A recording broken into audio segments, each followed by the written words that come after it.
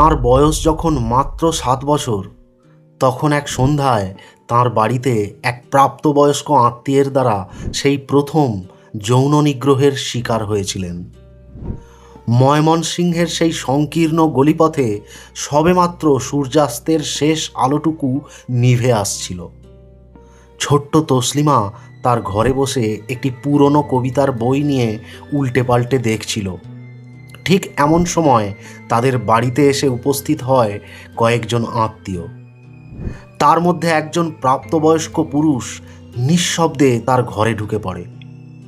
এরপর ঘরের দরজা আস্তে আস্তে বন্ধ হয়ে যায়। ভিতরে আলোগুলো জ্বলছিল মৃদুভাবে। কোনো রকম পূর্বাভাস না দিয়েই সেই অতি পরিচিত আত্মীয়ের হাত স্পর্শ করল ছোট্ট তসলিমার গোপনাঙ্গ।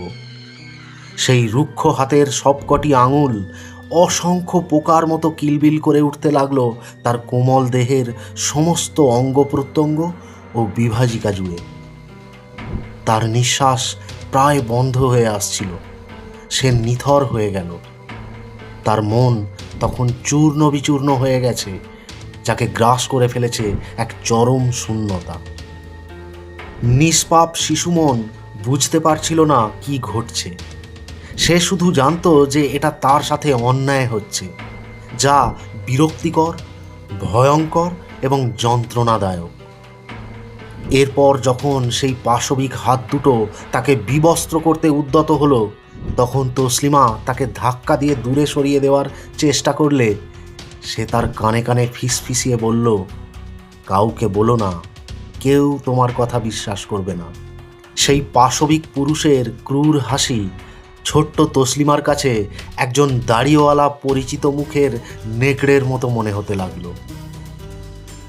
দেহ মনে সদ্য বিকশিত হওয়া বালিকা তসলিমা সেদিন সেই সুকঠোর বর্বর পুরুষের দ্বারা যেভাবে তার বিকৃত যৌন লালসার শিকার হয়েছিলেন, এবং তার সারা শরীর জুড়ে সেই দুর্জন ব্যক্তি যেভাবে এক অদ্ভুত পৈশাচিক যৌন নিগ্রহ চালিয়েছিল, সেই ঘৃণ্য ঘটনার বর্ণনা শুনলে যে কোনো মানুষের গা গুলিয়ে উঠবে।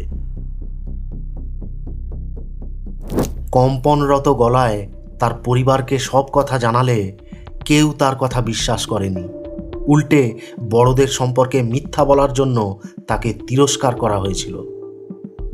কুসুমকলির মতো এক পুতুল খেলার শৈশব চিরতরে হারিয়ে গিয়েছিল তার জীবন থেকে। যৌন নিপীড়নে আক্রান্ত হলো একটি শিশু, আর গোটা সমাজ দাঁড়ালো নির্যাতনকারীর পক্ষে।